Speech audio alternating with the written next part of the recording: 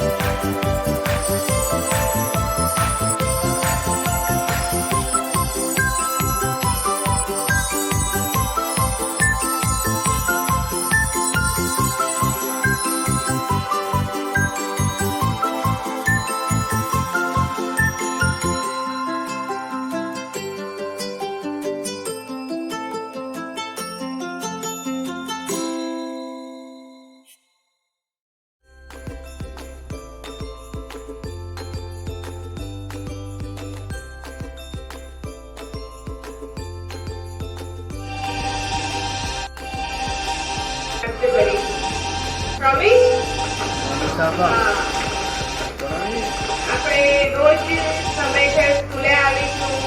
આપણી 100% પ્રેઝન્ટ અહીંયા હોવી જોઈએ. કે અમે એક બીજું બી શું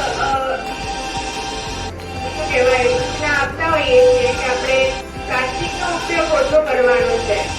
તો હવે આપણે જ્યારે બી સામાન લેવા જઈએ બહાર, તો આપણે ઘરેથી